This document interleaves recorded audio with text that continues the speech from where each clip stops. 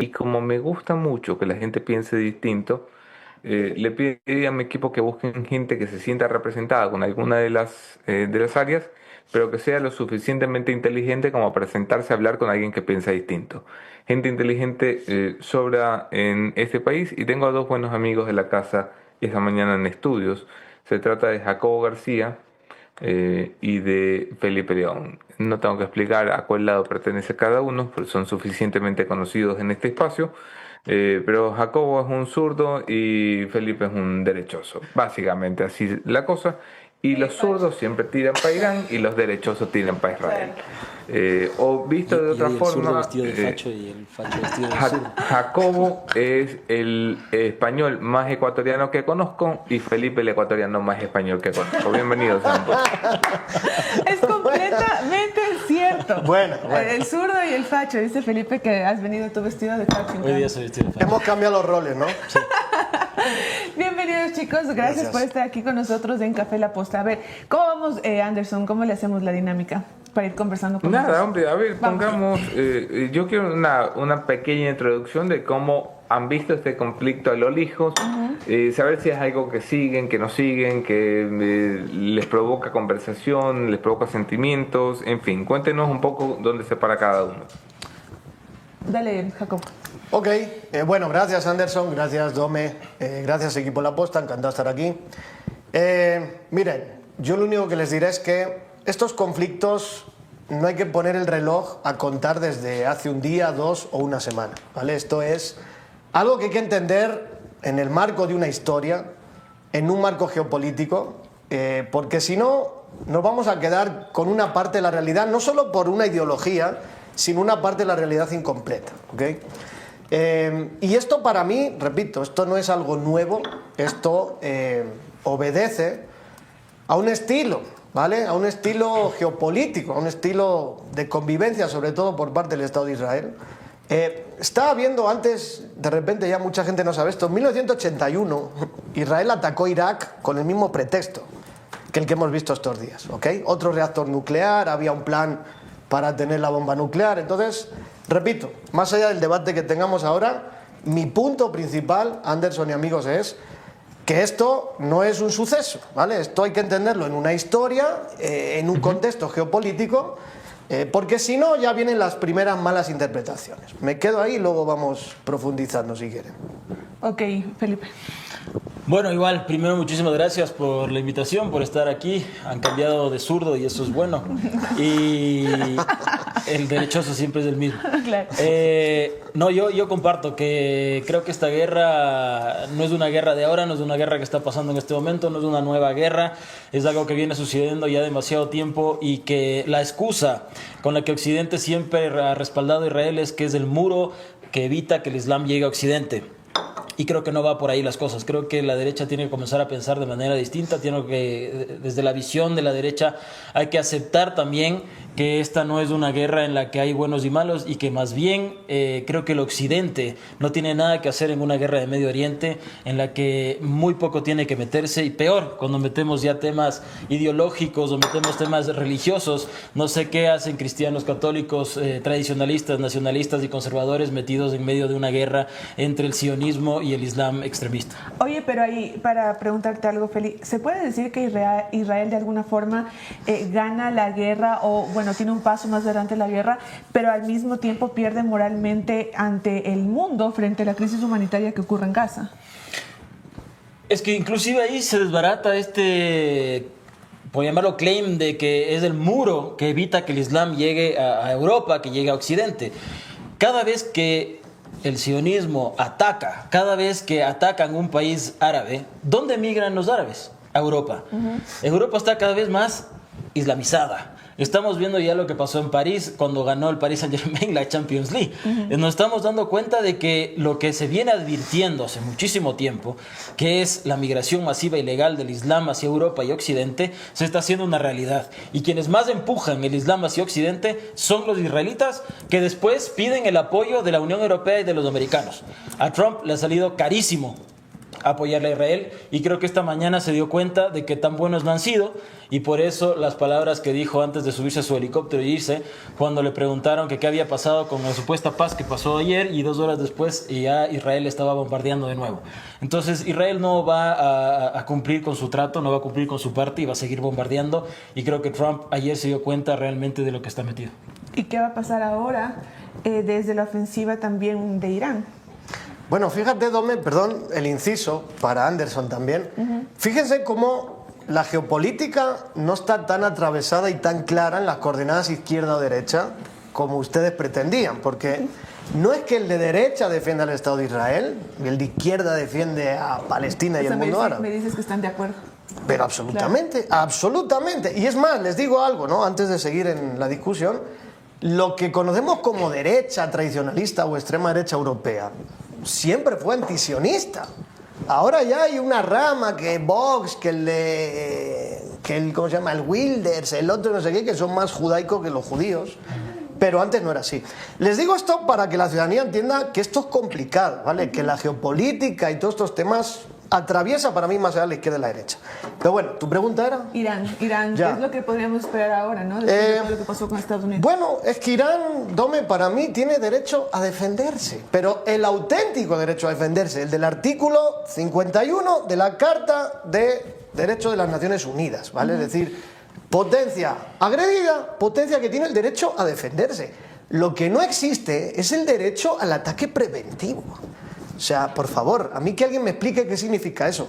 Si tú no tienes la autorización de Naciones Unidas y si tu ataque viola el derecho internacional, o sea, lo puedes llamar preventivo, le puedes poner el adorno que tú quieras, pero eso es una ilegalidad y por lo tanto el país agredido tiene derecho a defenderse.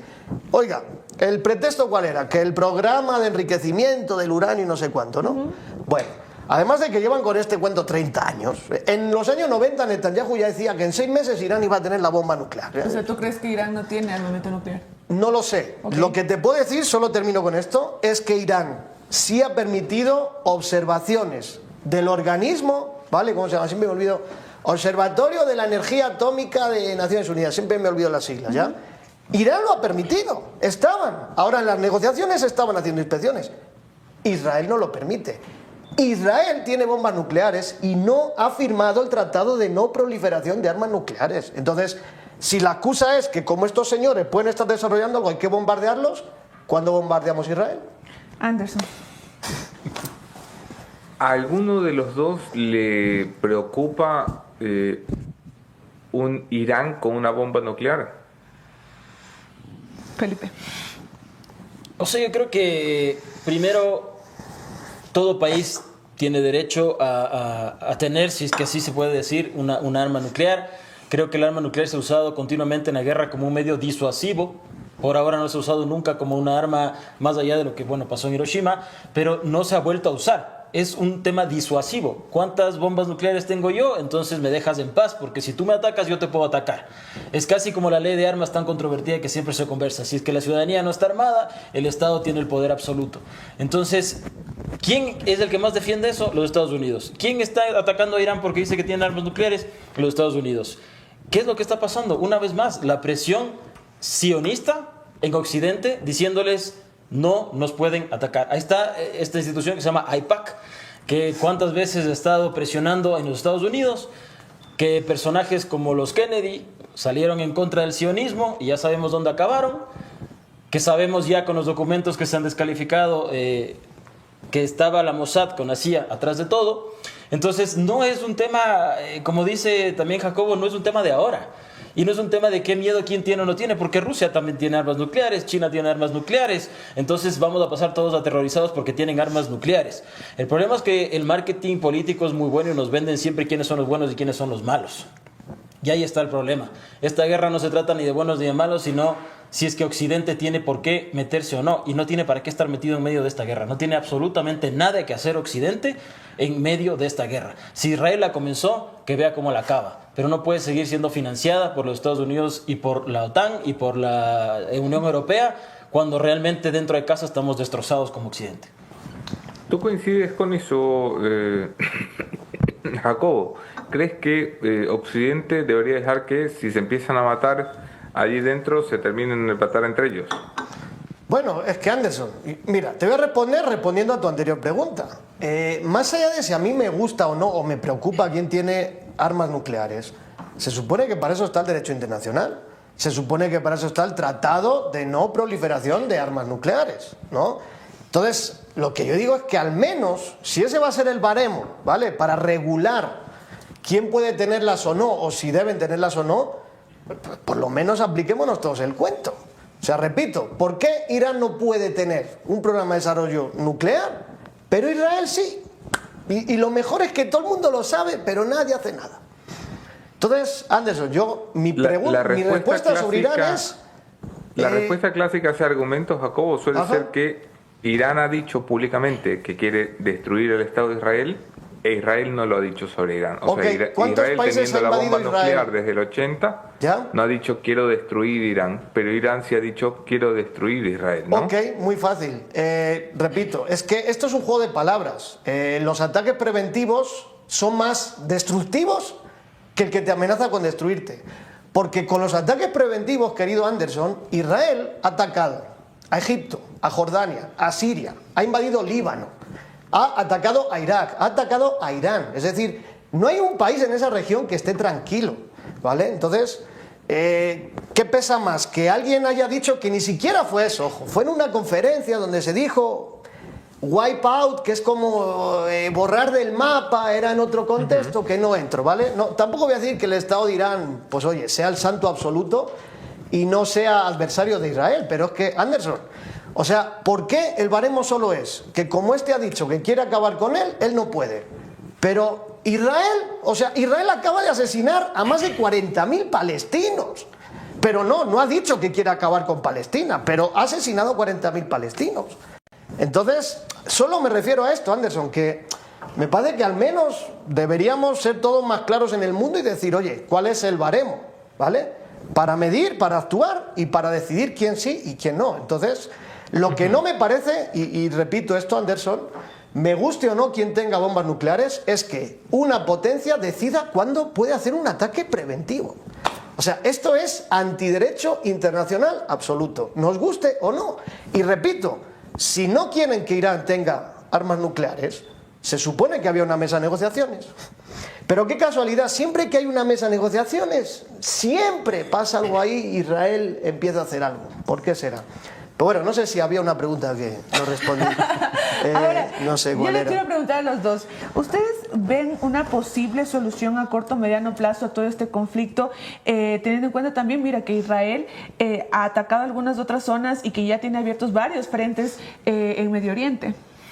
A ver, es que yo creo que lo primero es dejar de hablar de Israel así como si fueran todo el pueblo judío, y hay que entender el Estado de Israel, un Estado entregado por Angloamérica en 1948 a través de una gran presión del sionismo expansionista.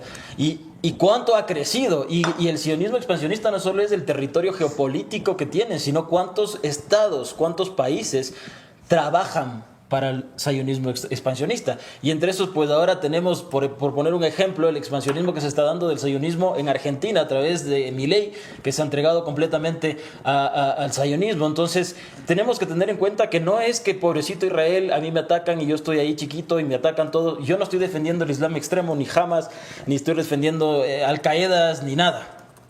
Pero sí hay que entender que el Occidente, todo Occidente, ha pasado por guerras continuas, por estar defendiendo algo que hoy no vamos ni a resolver ni a entender tal vez en esta mesa, y que queda mucho más allá de lo que podemos imaginar de qué es el control absoluto del sionismo sobre los estados occidentales. Y les pongo un ejemplo muy sencillo, que es en la Segunda Guerra Mundial, ¿no? Goebbels, que era de propaganda nazi, manejaba películas como parte de la propaganda nazi. Claro. Cuando los judíos llegan a los Estados Unidos, ¿qué fundan? Hollywood. ¿Para qué? Para generar propaganda a través del cine. ¿Y cuál es la propaganda más importante realizada por los judíos en Hollywood? Casablanca. Casablanca. Casablanca. Entonces, continuamente estamos comiendo de la cucharita que nos pone en la boca un estado que va mucho más allá de ese estado geográfico que nos venden pobrecitos. Pongamos un ejemplo también de los palestinos en cuanto al cristianismo. Palestina es donde están las iglesias más antiguas del cristianismo. Belén está en Palestina, donde nació Cristo, Jesús, para los católicos. Entonces no se trata tampoco de volvernos tontos como Maduro, de decir que aquí Jesús es palestino. No. Pero sí entender la historia y entender que esta guerra no se trata de si tiene o no tiene armas nucleares Irán. Se trata de un sionismo expansionista, que cada vez que hay un Estado o un líder que osa irse en contra de ellos, hay una guerra. Y la guerra la paga Occidente, especialmente Europa. Jacobo. Yo estoy de acuerdo. Es que, amigos, a ver, podemos irnos más atrás a la historia y decir, ¿tenía el derecho Israel a existir? ¿Tenía el sionismo una aspiración legítima en fundar, en construir un Estado? Puede ser que sí. Es más, aunque no nos guste, así fue la historia y así está. Y es un mandato internacional. Pero, amigos, repito, ¿quién es el que está poniendo en peligro la paz mundial? ¿Es Irán o es Israel? ¿Cuál es el país que más condenas internacionales tiene récord absoluto? ¿Cuál es el país que no ha respetado un plan de partición de la ONU? ¿Cuál es un país que después de la guerra de 1967 triplica su territorio e invadió los altos del Golán, Sinaí? Es decir, amigos, si el discurso es que el derecho a Israel tiene derecho a existir y a convivir, a mí me parece estupendo, pero demuéstrenlo. Porque lo que yo veo es, como ha dicho Felipe, y termino, un proyecto colonialista expansivo. Y cuando asesinas a 40.000 palestinos, eso se llama limpieza étnica. Y les digo otra cosa, antes yo creo que hemos perdido la capacidad de asombro en el mundo. Oye, cuando en la guerra de los Balcanes había una masacre de 8.000 bosnios, Dios mío, todo el mundo hablaba de esto durante años, ¿vale? Han masacrado a 40.000 palestinos en nuestra cara y no pasa nada. Y siguen con los ataques preventivos. Entonces, yo lo único que pido, amigos, coherencia y respeto al ordenamiento internacional para convivir todos, porque si no...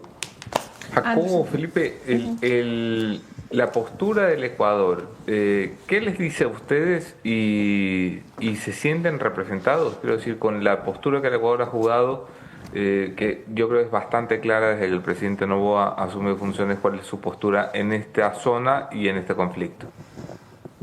Felipe. Empieza. Sí, Felipe. Tú quieres que me echen, ¿no?, del país, ¿no?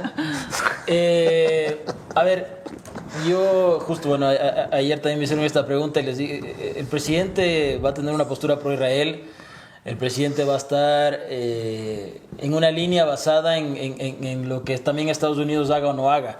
Es su primer socio comercial, tiene una cercanía a través de Kennedy Jr. Al gobierno de Trump. Vamos a ver también cuál va a ser la nueva postura de Trump después de que hoy de mañana descubrió que los judíos no han sido tan buenos como lo habían contado en los cuentos de hadas. Y veamos cómo va a ir evolucionando la postura del Ecuador. Pero vuelvo, repito, me parece hasta cómico que un país como el Ecuador tenga que tener una postura o intervenir entre Irán e Israel. Es absurdo, completamente absurdo. Jacob. Bueno, creo que ha sido bastante claro Noboa incluso desde el debate. En esto hay que reconocer su claridad y transparencia, en que siempre ha sido alguien totalmente a favor de Israel, pro-sionista, ¿no?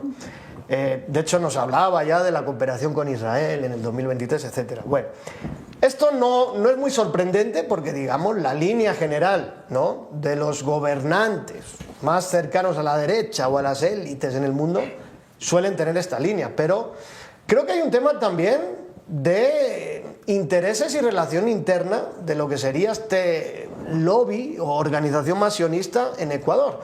La canciller Gabriela Sommerfeld, sabemos todos de dónde viene, ¿no? No estoy atacando ni criticando a nadie, pero ella es judía, ¿vale? Tiene, por parte, no sé si de padre o de madre, que está bien, pero sabemos que es una sionista declarada.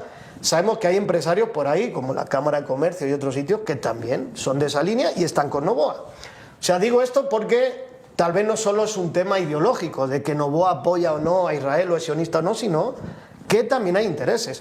Y a mí no me parece ni bien ni mal, faltaría más. No va a venir aquí el español a criticar eso, pero lo que sí creo, y sí pediría siempre en el mundo a todos los gobernantes, pues un poquito de pragmatismo y de entender, y ojo, y esto le digo a toda la audiencia, como dice Felipe, porque esto no es una guerra de buenos o malos, amigos. Esto no es apoyo a este en la guerra porque su religión es más cercana a la mía y el otro es un moro malo del Islam. O sea, esto no es así, ¿vale? Aquí tenemos que convivir en un mundo diferente, diferentes culturas, y eso es lo único que yo le diría a nuestro querido gobierno. Una y bueno, pregunta de mira seguimiento cómo para- también se relaciona con el mundo árabe, como Emiratos Árabes, ¿no? Y eso está bien. Pregunta de seguimiento para Felipe y para Jacobo. Cuando usan la palabra sionista, entendiendo el sionismo como la corriente ideológica del siglo XIX que crea un Estado para el pueblo judío, lo que finalmente termina siendo Israel, ¿a qué se refieren hoy en el siglo XXI cuando dicen sionista? Yo a lo mismo, pero bueno, si quieres empezar tú. Dale. O sea, es que, vamos a ver, de nuevo, el sionismo es un nacionalismo, ¿vale? Es una ideología que viene del siglo XIX en el auge del nacionalismo, no solo del pueblo judío, el nacionalismo europeo, la fundación de los Estados-nación europeos, muchos vienen del siglo XIX, esta ola de nacionalismo italiano, alemán, unificadores, etcétera, ¿no? Entonces, esto hay que recalcarlo, Anderson, porque el nacionalismo, mira, todo nacionalismo es un constructo artificial, ¿vale? Es decir, ¿por qué existe hoy Ecuador llamado Ecuador? ¿Y por qué no es la Gran Colombia? ¿O por qué no, en lugar de como en la misión esa geodésica de los franceses, si hubieran venido otros y en vez de Ecuador lo llaman no sé qué? Esto sería otra cosa. O sea, quiero decir, todas las naciones se construyen con base en mitos, identidades, historia, valores, y eso es una ideología, ¿vale? Yo a eso me refiero, Anderson, a que el sionismo es una ideología nacionalista, ¿vale?, que aboga porque el pueblo, el supuesto pueblo judío, tiene derecho a tener un Estado. Pero es que aquí vienen los problemas, Anderson. ¿Qué es el pueblo judío? Hay sionistas que son judíos y hay sionistas que no son judíos. Que los cristianos evangélicos son más sionistas que los propios judíos, ¿vale? Yo cuando veo la imagen de Jesucristo con la bandera de Estado de Israel me cago la risa, pero además ahí tienes el ejemplo. Es decir, eso es ideología. Entonces, cuando hay ideología por medio, cuando estamos hablando de una ideología nacionalista, es totalmente legítimo cuestionarlo y criticarlo. Y más cuando es una ideología nacionalista, a mi modo de ver, bastante supremacista, como buena parte de los nacionalismos que ha habido en el mundo. En esto no podemos decir que los sionistas son los malos y el resto del mundo, pues no, claro que en Sudáfrica los británicos hicieron más de lo mismo, ¿vale? Pero yo me refiero a eso, me refiero, Anderson, a que el sionismo es una ideología, y es una ideología nacionalista, ¿vale? Y ellos están usando al pueblo judío, están distorsionando para mí la historia de lo que fue aquel pueblo judío, y están en un discurso muy agresivo diciendo que el que critica el Estado de Israel es antisemita. Y te lo dicen judíos europeos, askenazís, que son más europeos que yo, ¿vale? Para quien no me entienda. Y esos judíos europeos le están diciendo a la gente de Oriente Medio que esta es mi patria. Entonces, el tema es jodido, es complejo, yo no quiero simplificarlo, no quiero caer en buenos o malos, pero cuando hay una ideología colonialista, nacionalista por medio, el derecho a la crítica es indispensable. Felipe. Bueno, sí, comparto el tema de que el sionismo es una postura nacionalista. Y es por eso que la verdadera postura que debería tener el nacionalismo de derechas, si se puede decir occidental, es el de aislarse de una postura pro-Israel o pro-Irán, cuando realmente lo que deberíamos estar defendiendo es el nacionalismo de Occidente. La postura nuestra tiene que ser el nacionalismo hispanista, de 800 millones de personas. Estamos hablando, y justamente qué bueno que lo topó Jacobo, ¿no?, cuando hablaba de qué es el Ecuador, qué es Perú, qué es Colombia, republiquetas, que les digo yo, de hace 200 años que siguen en un proceso nefasto de no crecimiento. Y realmente la nación va mucho más allá de los límites geográficos que tenemos entre los 800 millones de hispanos. ¿Y qué hacemos de estos 800 millones de hispanos decidiendo sobre una guerra de un expansionismo sionista que lo que realmente quiere es más poder y control sobre no solo el Medio Oriente, sino, repito, estados occidentales? La expansión hacia Buenos Aires y Argentina que quiere hacer ahora es real y lo está haciendo, y en muy poco lo vamos a ver porque Milei está entregando a Argentina al sionismo. Entonces, el sionismo hay que tenerle mucho cuidado porque al no tener, o hace muy poco tener un estado geográfico, consideran, uno, supremacía en cuanto a ser el pueblo elegido, ¿ya? Y han logrado convencer de una manera completamente errónea, y se los digo de frente a todos las sectas cristianas, evangélicas y protestantes que se han separado de la Iglesia Católica, nada tiene que ver. El pueblo del que se habló, el pueblo de Abraham, que en ese momento no existía el Estado israelí, con lo que hoy por hoy es Israel, manejada por Netanyahu y el sionismo. No tiene nada que ver. Así es. Y yo también me mato de risa y digo, mira, para mí ver la bandera de Israel con la cruz de Cristo es exactamente igual que los anticorreístas pro-bolivarianos. Son estúpidos. Perdón, pero son estúpidos. Hay que leer un poquito más y conocer más nuestra historia. Y si te consideras católico, aprender un poquito más Catecismo 101 para entender que no tiene nada que ver. Es más, cuando se funda la iglesia, se la funda porque los judíos rechazaban a Jesús, lo rechazaban por ser el Mesías falso, el falso profeta. Entonces estamos hablando, por eso es que esta guerra no es así de fácil como si hay o no hay bombas en Irán. Es una guerra que va muchísimo más profundo, que tiene raíces ideológicas y religiosas e históricas muy profundas. Y realmente hay que también entender qué es lo que está haciendo el imperio, porque sigue siendo un imperio, el imperio anglosajón, que son ingleses y americanos. ¿Por qué tienen esa cercanía tan potente con el sionismo y por qué tienen esa presión de nunca poder seguir en contra de ellos? Y eso va desde la Primera y Segunda Guerra Mundial y tal vez más atrás. ¿Quién es el zurdo y el de derecha? Sí, eso ya se perdió desde el primer segundo. Creo que no se ha salido la jugada, de zurdo y derecha. No, está bien. El panel está chueco, ¿ah? Claro. Yo me he tenido que meter para intentar equilibrarlo, porque el panel está chueco. Lo que pasa es que, como hemos aprendido en los últimos días, efectivamente esto no va en el clivaje izquierda-derecha, porque la gran oposición a que Trump interviniera en el conflicto iraní no vino de los demócratas, que en su mayoría estaban de acuerdo con la intervención, vino de el MAGA, ¿no? El movimiento trumpista, el ala más nacionalista del Partido Republicano. Trump, ¿cómo queda a juicio de ustedes dos después de esto? Jacob. Dale tú, que Dale tú, él es Felipe. de la maga esta, del Juan Magán. ¿No? De Juan Magán. Juan Bueno, Magán. Ajá. creo que Trump ha tomado pésimas decisiones. La primera decisión que toma Trump, que rompe completamente con lo que fue su primer periodo, es esta unidad para llegar al poder que hizo con liberales y libertarios, permitiendo que una persona desatada del cerebro como Elon Musk maneje gran parte del Estado. Le salió carísimo y ahora le está saliendo aún más caro romper, y ahí sí, Anderson, me permito corregir el tema de que dices MAGA nacionalista. Yo creo que lamentablemente es el ala liberal que está enquistada dentro del nuevo MAGA la que está empujando esto. Tienes personas como el vicepresidente Vance que no van a estar en esta misma línea. Y yo creo que a Trump le está saliendo muy caro a nivel político para él, de su capital político, de las posibilidades que tiene a futuro, y que el día de ayer se acaba de enterar de que los judíos les importa muy poco la palabra de Una él. pésima decisión. Fue una pésima decisión. No tiene para qué meterse. Y si alguien puede poner en riesgo que haya una guerra mundial, es él. Si él no se mete y permite que las cosas se arreglen entre ellos en Medio Oriente, se acabará ahí o continuará una eternidad como ya lo ha sido. Si Trump se mete, se meterá Rusia, se meterá China, y ahí es donde las cosas se van a complicar. Trump debería comenzar a seguir trabajando en lo que prometió, que es arreglar los Estados Unidos, arreglar los temas migratorios, arreglar la economía de los Estados Unidos y dejar de meterse en problemas Pero que no tienen después nada de que ver con haberlo él. hecho y ya bombardear Irán y demás. Por o sea, supuesto, ¿cómo ya tomó queda? una pésima decisión. Y además no solo que, es que queda muy mal, porque sale con sus discursos típicos de héroe, en los que, como mandón, como jefe, que cree que todavía está en The Apprentice, y en 2 horas después le hacen quedar pésimo. Le hacen quedar como el perro. Entonces yo creo que Trump acaba de perder un capital político, no solo a nivel nacional como Estados Unidos, sino a nivel internacional. Acaba de destruirse.